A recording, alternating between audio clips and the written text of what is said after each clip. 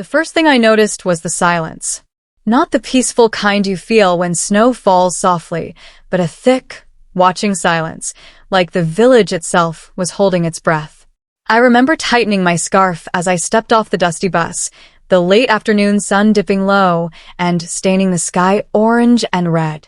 I had traveled far to spend Christmas with my old friend Kofi, who had invited me to his ancestral village for the holidays.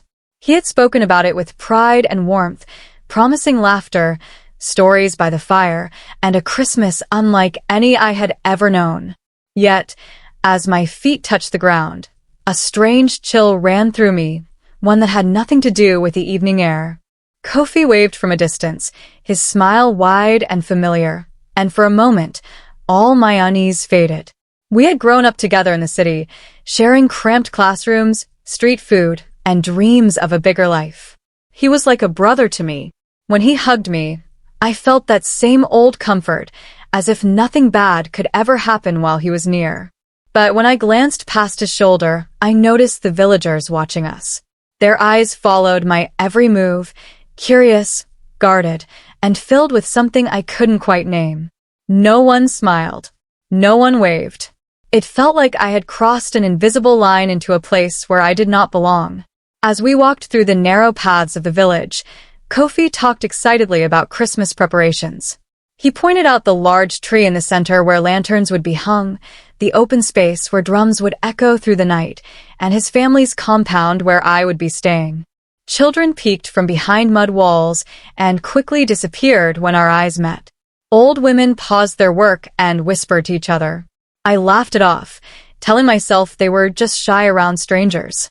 Still, my chest felt tight, as if the air itself was warning me to be careful. That evening, the village came alive with color and sound. Fires crackled, cooking pots simmered, and the smell of roasted meat and spices filled the air.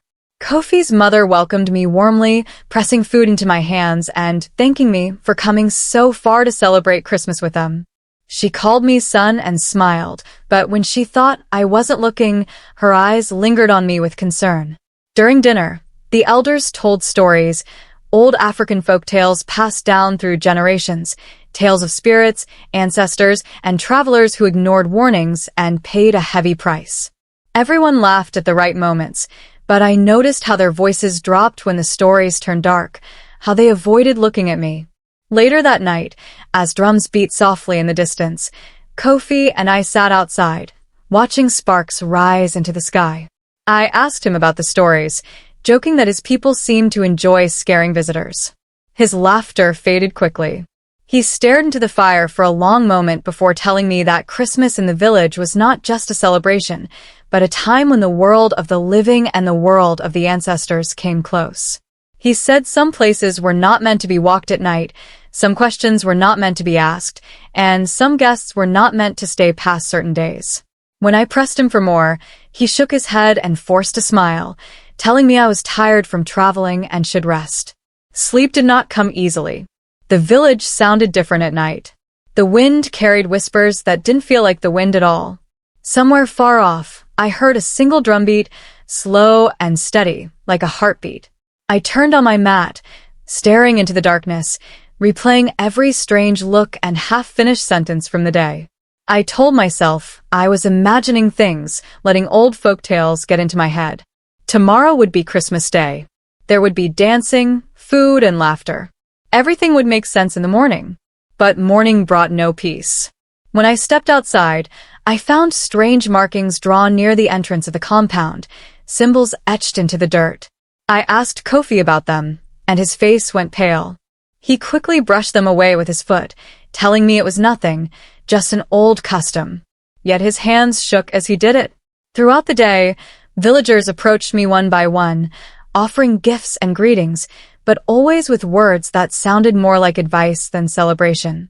"Stay close," one man said quietly.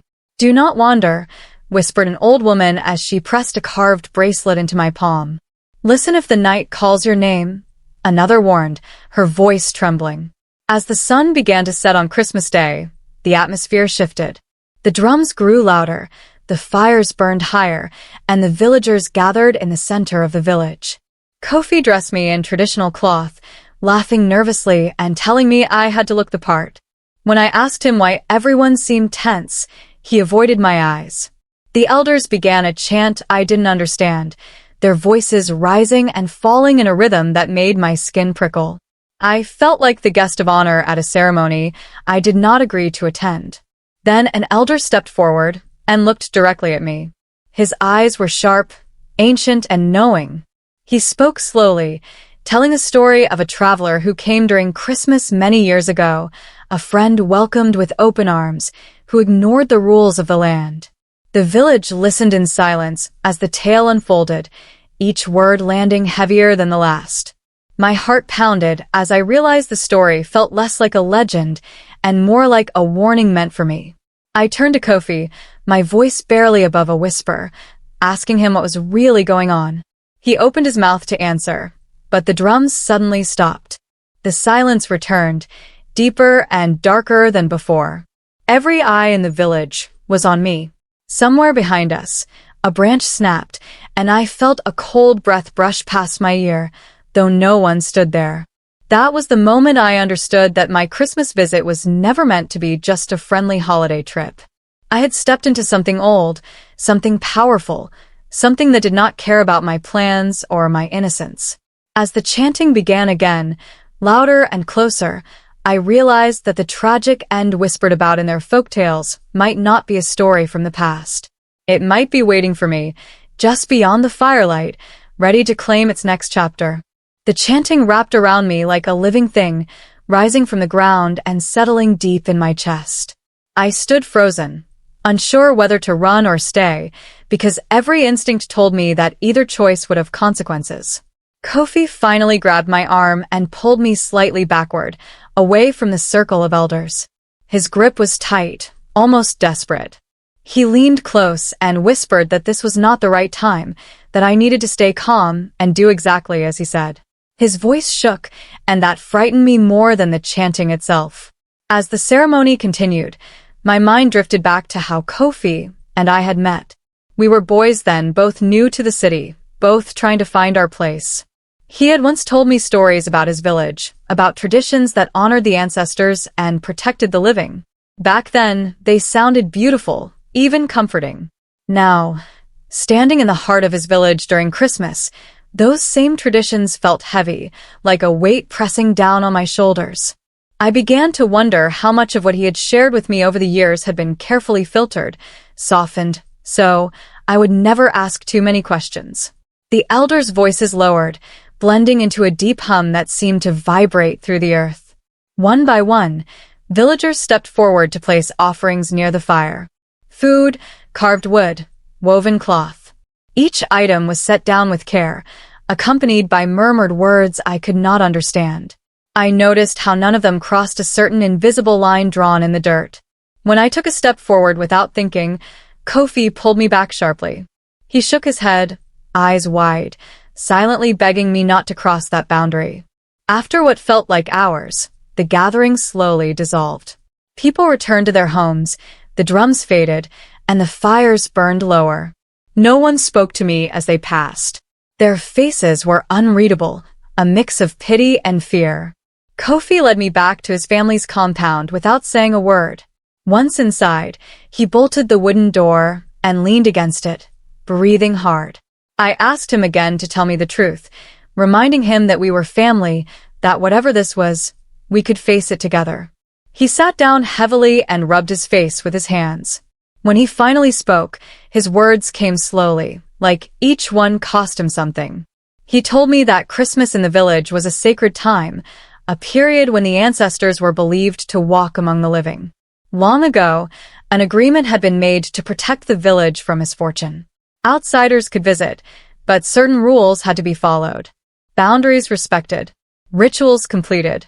The problem, he said, was that my arrival had not been planned according to those rules. I asked him what that meant for me. He looked away. He said the elders believed some events were guided by fate, not choice. That sometimes a visitor arrived not by accident, but because something unseen had drawn them there. Hearing that sent a chill through me. I had come for Christmas out of friendship, out of curiosity. The idea that something else had brought me here felt impossible, yet nothing about the village felt normal anymore.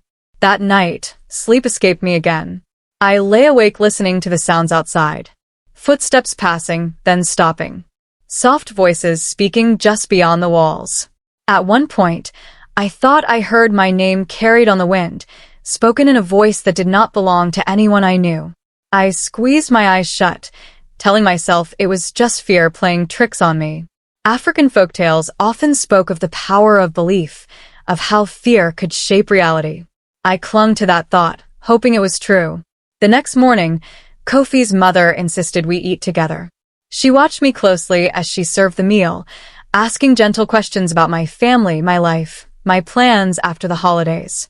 Her kindness felt genuine, but there was an urgency beneath it, as if she was memorizing my face. When Kofi stepped away, she leaned closer and whispered that I should not leave the compound alone. She pressed a small pouch into my hand, telling me it was for protection. I wanted to ask protection from what, but Kofi returned, and she fell silent. As the day went on, I noticed more signs that I was being watched. Children followed me from a distance, never coming close. Elders paused their conversations when I approached. Even the animals seemed restless, chickens scattering suddenly, dogs whining at nothing. I tried to keep myself busy, helping with small chores, laughing when appropriate, pretending everything was fine. But inside, my thoughts raced. Every African folktale I had ever heard now felt too close, too real. In the afternoon, I asked Kofi if we could leave the village for a short walk, just to clear my head. His response was immediate and firm. No. He said the land beyond the main paths was especially dangerous during this time. I reminded him that I had traveled far, that I deserved honesty. He snapped back that honesty could not change what had already begun. That was the first time I felt anger toward him, a sharp sting of betrayal mixed with fear. As dusk approached, dark clouds gathered, and the air grew heavy. The village prepared for another gathering, smaller than the night before but no less intense. This time, I noticed symbols painted on doorways and trees, all pointing inward toward the center of the village. I realized then that everything here was connected, every action part of a larger pattern I could not see. I was no longer just a guest. I was part of the story, whether I wanted to be or not. When the drums began again, slower and deeper, my heart sank. I looked at Kofi, searching his face for reassurance, but all I found was worry and guilt. He whispered that whatever happened, I needed to trust him. I wanted to believe him, but the weight of the moment pressed down on me. The mystery surrounding my Christmas visit had grown darker, more tangled, and I could feel the unseen presence drawing closer. As the first chant rose into the night air, I realized that the answers I was seeking might come at a terrible cost. The village, the ancestors, and the past were all closing in, and I was standing right in the middle, waiting for something I did not understand, something that refused to be named. The chanting that night felt different from before.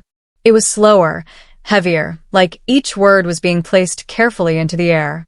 I stood near the edge of the gathering, my eyes moving from face to face, trying to read something familiar, something human. Some villagers avoided my gaze completely. Others looked at me with open concern, as if they wanted to speak but were afraid of being heard. The fire in the center burned low, its light flickering across the elders' faces, making their shadows stretch and twist along the ground. I began to notice that the elders were not all in agreement. One of them, a tall man with a walking stick carved with symbols, kept glancing in my direction with a troubled expression. When he spoke, his voice carried a different tone, less commanding, more questioning. I couldn't understand the words, but I could feel the tension between him and the others. It made me realize that whatever rule or agreement governed this Christmas ritual was not as simple as Kofi had made it sound. There were cracks in the tradition, disagreements buried beneath respect and fear. Later, as people slowly dispersed again, that same elder approached Kofi and me. He spoke quietly, his eyes never leaving my face. Kofi listened, nodding at first, then shaking his head. Their conversation grew tense, their voices rising just enough for me to catch a few words. I heard visitor, time, and choice. When the elder finally walked away, Kofi looked shaken. I asked him what had been said, but he brushed it off, telling me it was nothing I needed to worry about. His answer felt rehearsed, and that hurt more than the fear. That night, I had a dream that felt too real to ignore. I was standing in the middle of the village, alone, while the drums beat from somewhere underground. The earth beneath my feet began to crack, and from the cracks came voices, calling my name, asking why I had come. I tried to answer, but my voice wouldn't work. When I woke up, my clothes were damp with sweat, and the faint sound of drums still echoed in the distance. It took me a long moment to realize the drums were real. The next day, I decided I could not remain silent anymore. I needed answers, not fragments, not half-truths wrapped in tradition. I found Kofi near the edge of the village, repairing a broken fence. He looked tired, older somehow, as if the weight of the past few days had aged him. I told him I felt trapped, that every African folktale I had ever heard warned of what happens when secrets are kept from those at the center of them. My words struck something in him. He dropped his tools and finally looked at me fully. He told me about his father, a man I had never met but whose presence seemed to linger everywhere. His father had once been chosen as a guardian of the village's sacred agreement, a role passed down through bloodlines. When he died, the responsibility did not disappear. It shifted, unsettled, waiting for the next turning point. Christmas, Kofi said, was when that shift could happen. When I asked what any of that had to do with me, his voice broke. He said my arrival had happened on the exact night his father had once warned about, a night spoken of only in whispers. As we talked, I noticed a young woman listening from a distance. She later introduced herself as Amma, Kofi's cousin. Unlike others, she spoke to me openly, without fear. She told me that not everyone believed the old ways should remain unchanged. Some felt the village relied too much on fear of the ancestors, using tradition to control rather than protect. She said my presence had forced those hidden disagreements into the open. To some, I was a threat. To others, I was an opportunity for change. Hearing that made my stomach turn. I didn't want to be a symbol. I just wanted to go home. Amma's words followed me throughout the day. I began to see the village differently. Small groups whispered in corners. Arguments stopped abruptly when elders passed by. The mystery surrounding my Christmas visit was no longer just spiritual. It was political, emotional, deeply human. People were afraid of what might happen if the agreement was broken, but they were also afraid of what it was doing to them. I felt caught between two worlds, neither of which had asked for my consent. That evening, Kofi's mother pulled me aside again. Her voice trembled as she spoke, telling me that once, many years ago, another visitor had come during Christmas. He, too, had been a friend, welcomed with warmth. Things had gone wrong then, though no one spoke openly about how or why. The village had survived, but at a cost that still haunted them. She begged me to be careful, to listen closely, and, above all, to stay alive to the morning. Her words were not dramatic. They were quiet, raw, and deeply personal. As night fell, clouds covered the moon, plunging the village into darkness broken only by firelight. The drums did not start immediately this time. Instead, there was silence, stretched thin and uncomfortable. I felt a presence near me, though no one stood there. The carved bracelet given to me earlier felt warm against my skin, as if reacting to something unseen. I thought about leaving, about packing my things and walking away before it was too late. But every path out of the village felt closed, watched. When the drums finally began, they sounded closer than ever, as if the ground itself was responding. The elders gathered again, their faces set with determination. I caught Kofi's eye, and for the first time since my arrival, he looked afraid for himself, not just for me. Amma stood nearby, her jaw clenched, her hands balled into fists. Whatever was coming next would not only affect me. It would change the village, challenge the ancestors, and test the strength of traditions older than memory. As the chanting rose, wrapping around the night sky, I realized the main conflict was no longer about whether I belonged here. It was about whether this village could face the truth of its past without destroying its future. And somehow, for reasons I still did not understand, my Christmas visit had placed me right at the heart of that struggle, with no clear path forward and no guarantee that anyone would be left unchanged when the drums finally stopped. The night felt heavier than all the ones before it, as if the air itself had thickened. Every drumbeat landed hard in my chest, steady and unrelenting, like it was counting down to something no one dared to name. The villagers gathered closer than before, forming a tighter circle, leaving less space to breathe. Firelight danced across their faces, revealing sweat, fear, determination, and something else I couldn't fully understand. This was no longer just a ritual. It felt like a moment the village had been moving toward for a long time. The elders took their places, each one carrying an object that seemed important. A staff, a bowl, a bundle wrapped in cloth darkened by age. Their movements were slow and deliberate, as if speed itself might break some ancient rule. I noticed the tall elder again, the one who had shone out earlier. He stood apart from the others, his jaw tight, his eyes fixed on the ground. The division among them was clearer now. Whatever decision lay ahead, it would not come easily. Kofi stood close to me, his shoulder brushing mine. I could feel the tension in his body, the way his muscles stayed locked, ready to react. He whispered that I needed to stay calm no matter what happened, no matter what was said. I wanted to ask him what he expected to happen, but the drums grew louder, swallowing the question before it left my mouth. Around us, the villagers began a low chant, not words this time, but a sound that felt older than language. Alma moved closer too, placing herself slightly in front of me without saying a word. It was a small gesture, but it spoke loudly. She was choosing a side, and that choice carried risk. I wondered how many others in the crowd felt the same conflict but were too afraid to show it. African folktales often spoke of courage, not just in facing spirits or fate, but in standing up to one's own people. Seeing it unfold in real life was far more unsettling. An elder stepped forward and raised his hand. The drums stopped instantly, leaving a ringing silence behind. He began to speak, his voice calm but firm, recounting the history of the village, the agreement made generations ago, and the promise that had protected them through droughts, sickness, and loss.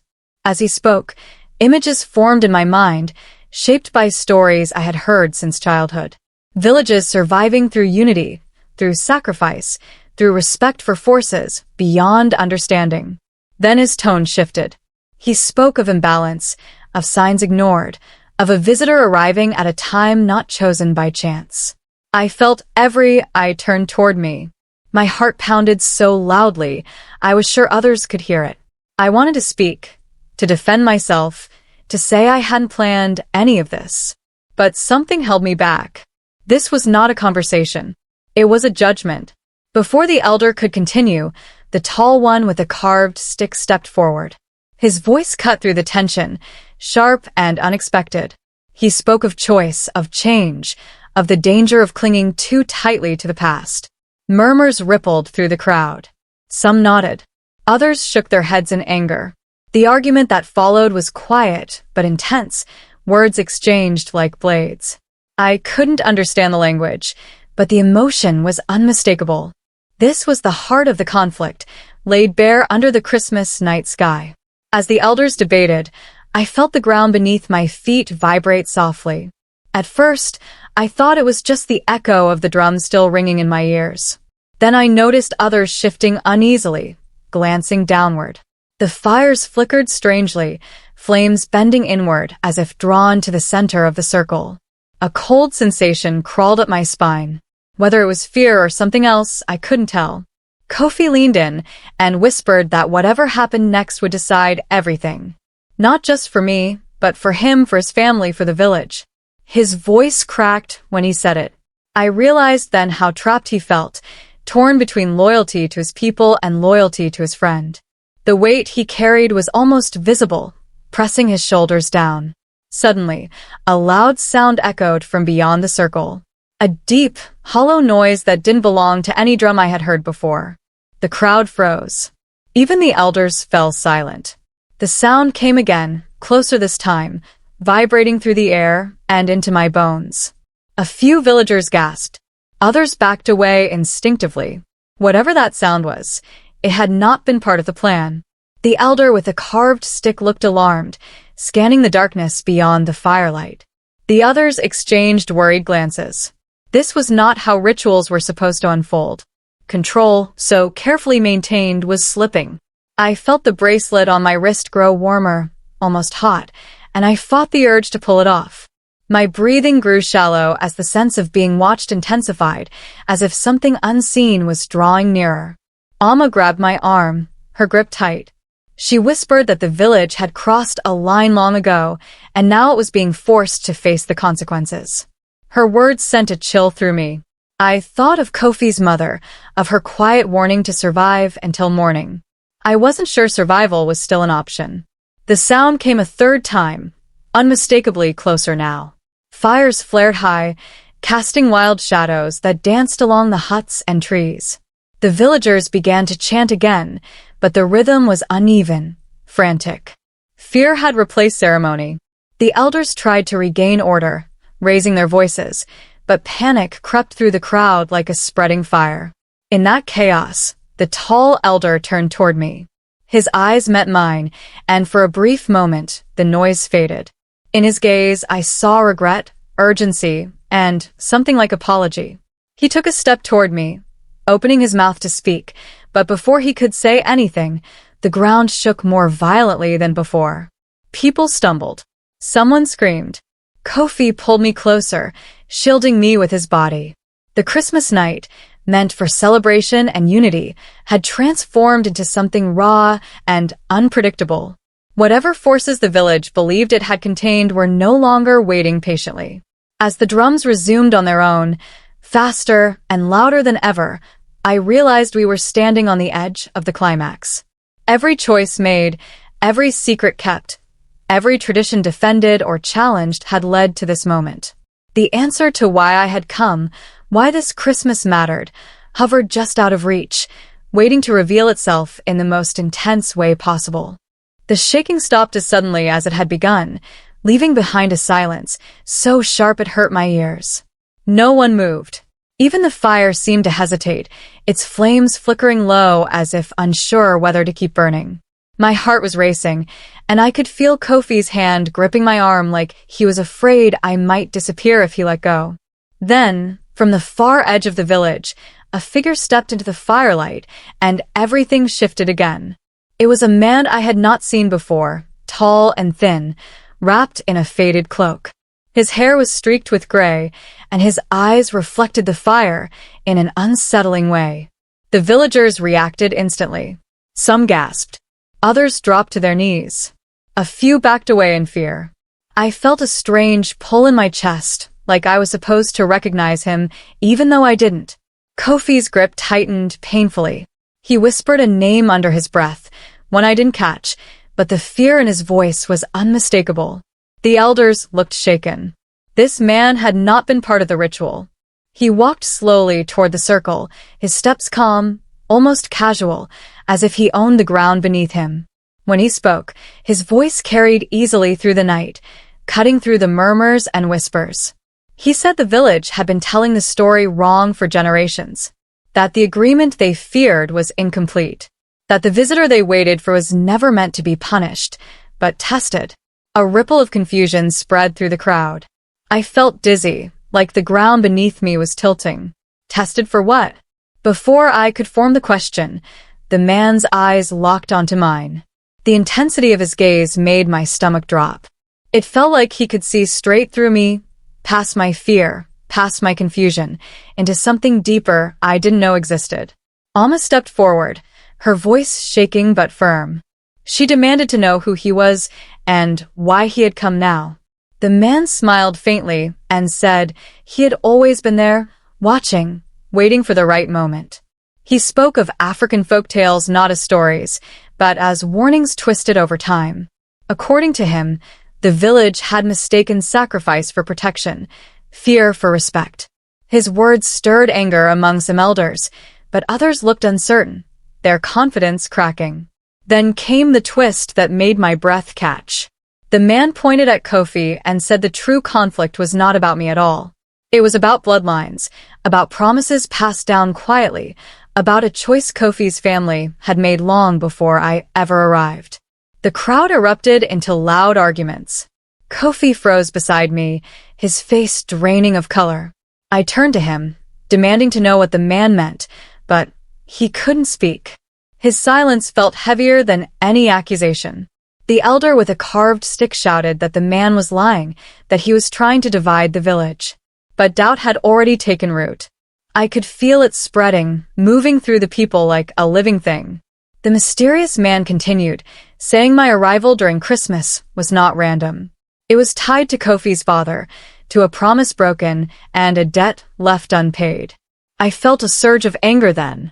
I hadn't asked to be part of any debt. I hadn't agreed to be tested or judged.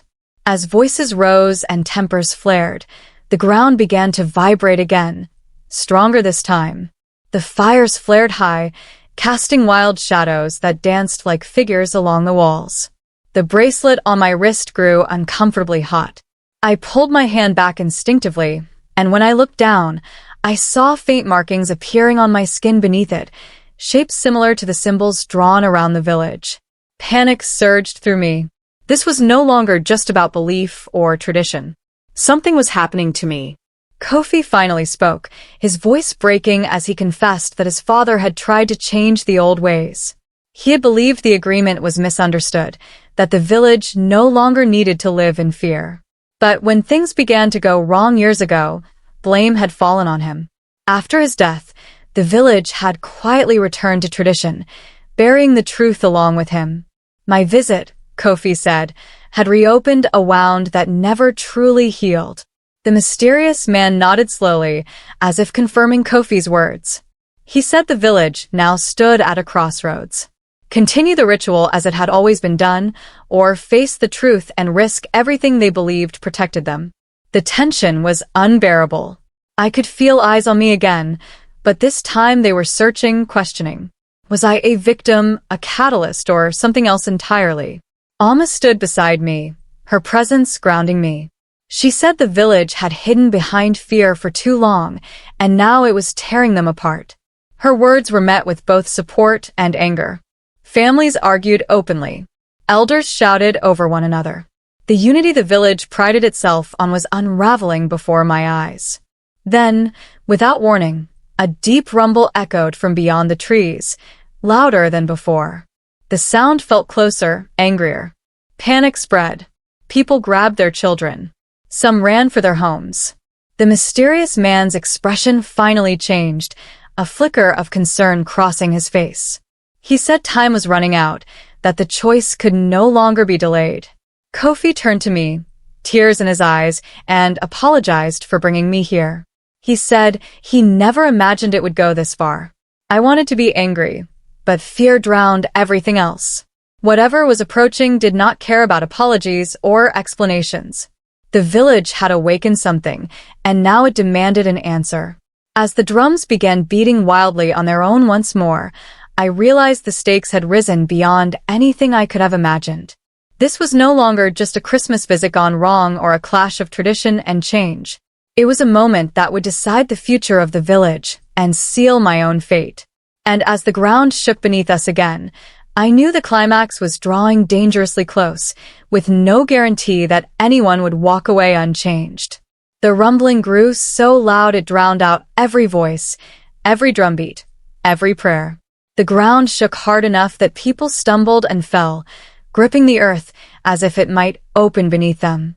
Fires flared wildly, and sparks shot into the night sky like frightened birds. In that chaos, the elders finally raised their hands in surrender, not to the ritual, but to the truth they had avoided for generations. The tall elder with a carved stick stepped forward, his voice shaking as he admitted what many feared but never said aloud.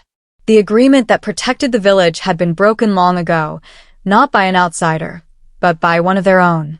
It was meant to be renewed through honesty and choice, not fear and silence. Over time, the story had been twisted into something cruel, something that demanded obedience instead of understanding. The ancestors were not angry because of visitors. They were restless because the truth had been buried. The mysterious man nodded slowly, confirming every word. He revealed himself not as a spirit or an enemy, but as a keeper of history, someone tasked with watching villages like this one, waiting to see whether they would grow or remain trapped in old fear. His presence was not the cause of the shaking. It was the result. The village had reached a breaking point. Then all eyes turned to me again, and this time I didn't feel like prey. I felt like a mirror. The man explained that my arrival during Christmas was a test, not of sacrifice, but of courage. I had been drawn there because I carried no blood tied to the agreement, no inherited guilt or loyalty. What happened to me would reveal the village's true nature. Would they protect an innocent guest, or repeat the mistakes of the past? Kofi stepped forward before anyone else could speak. His voice was steady now, stronger than I had ever heard it. He admitted his father's role openly, how he had tried to end the cycle of fear and was punished for it. He said the village could no longer hide behind tradition while destroying itself from within. Amma stood beside him, and then another villager, and another. Slowly, people began to choose sides, not against the ancestors, but against the lies. The rumbling reached a deafening peak, and then, just as suddenly, it stopped. The fires settled. The ground grew still. A deep silence fell over the village, heavy but calm, like the quiet after a storm. Everyone waited, breath held, unsure what would happen next. The elder raised his hands and spoke words that felt different from the chants before. They were not commands or rituals, but confessions. He apologized to the ancestors, to the village, and to me. Others followed, voices overlapping, tears falling freely. The village, for the first time, spoke honestly about its fear, its mistakes, its pain. I felt the warmth on my wrist fade as the bracelet cooled, the markings on my skin slowly disappearing. Relief washed over me, so suddenly my knees nearly gave out. Kofi caught me before I fell, holding on like he never wanted to let go. For the first time since I arrived, I felt like I could breathe. The conflict that had haunted the village for generations seemed to loosen its grip, replaced by something fragile but real. Hope. The mysterious man smiled softly and said the test was complete. The ancestors did not demand punishment. They demanded truth. With that, he turned and walked back into the darkness beyond the firelight, disappearing as quietly as he had arrived. No one tried to stop him. Some truths, once delivered, no longer need a messenger. As dawn approached, the village slowly returned to itself. People helped one another up, embraced, cried, and laughed in disbelief. Christmas morning arrived gently, sunlight spilling over the huts, birds calling from the trees as if nothing extraordinary had happened. Food was shared, songs were sung, and for the first time, the celebration felt real, not forced or fearful. I believed it was over. I believed the danger had passed. But as I prepared to leave the village later that day, Kofi's mother approached me one last time. She pressed something into my hand, an old, worn photograph. It showed a younger version of the mysterious man standing beside a much younger elder, and another figure I recognized instantly. My own grandfather. Confused, I looked up at her. She told me quietly that my family had once been connected to the village long before I was born. That my grandfather had been part of the original agreement, one that had been misunderstood on both sides. My visit was not only about testing the village. It was also about closing a circle that had been left open for decades. As I boarded the bus and watched the village fade into the distance, my mind raced. I had come as a visitor, a friend spending Christmas in an unfamiliar place. I left carrying a truth that tied my past to theirs in ways I never imagined. The village had found its freedom, but I was left with questions that would follow me forever. Even now, when Christmas comes around and the nights grow quiet, I sometimes feel that familiar silence return.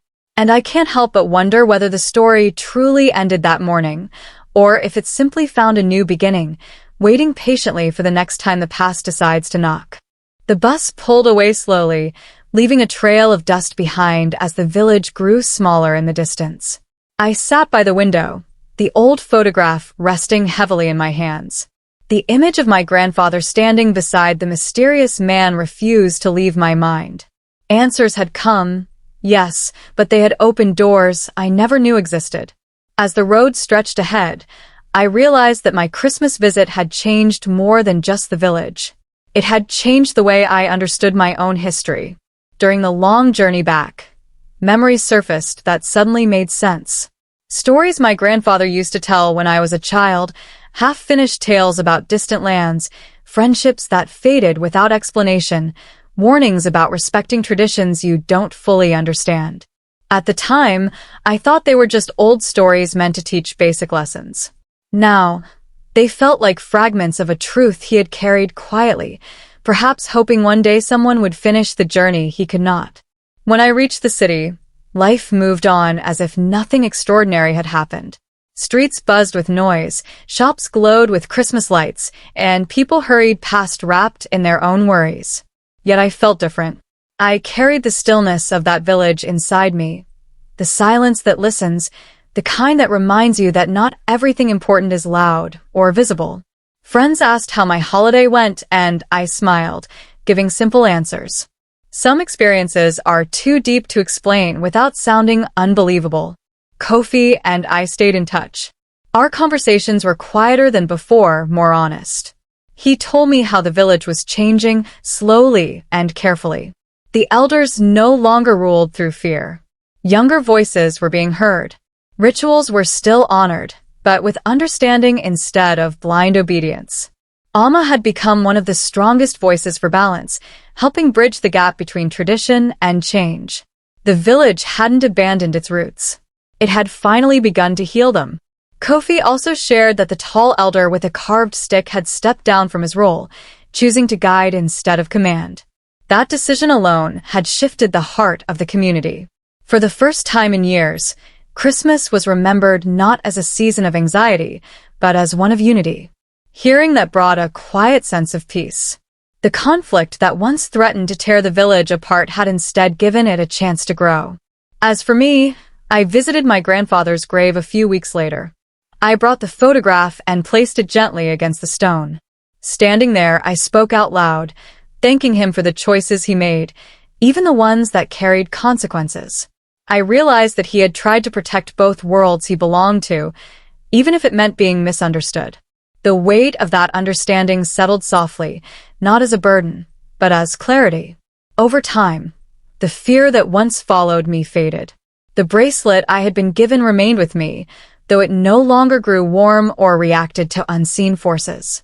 It became a symbol instead, a reminder of what happens when truth is faced instead of buried. I learned that African folktales are not just stories meant to scare or entertain. They are mirrors, reflecting human struggles, choices, and the cost of silence. Looking back, I understand that the tragic end I feared was never meant for me. It was meant for an old way of thinking, one built on secrecy and fear. The true danger was never the ancestors or unseen forces, but the refusal to change. That was the lesson hidden beneath the mystery, the rituals, and the tension that filled that Christmas night. Sometimes, late at night, I still think about the mysterious man. Who he truly was remains unclear, and perhaps that is intentional. Some figures exist only to guide, not to be understood. His role was fulfilled the moment the village chose truth over tradition without meaning. And with that choice, he faded back into history, where he belonged. Years from now, when I think about that Christmas, I don't remember the fear first.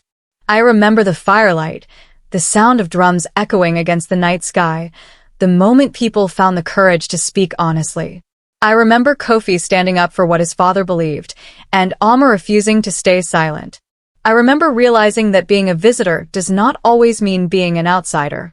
The story didn't end with answers neatly tied together. Life rarely works that way. But it ended with understanding, and that mattered more. The village moved forward. Kofi found peace with his past. I found a deeper connection to my own roots. And the silence that once felt threatening became something else entirely, a reminder to listen closely when the world grows quiet.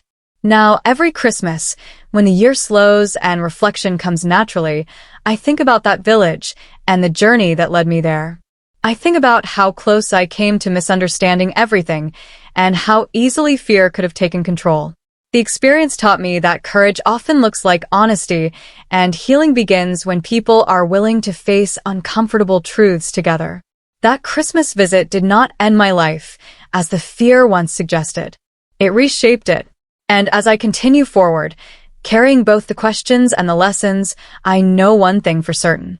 Some journeys begin as invitations, unfold as mysteries, and end as revelations. This was one of them, and it will stay with me quietly for the rest of my life.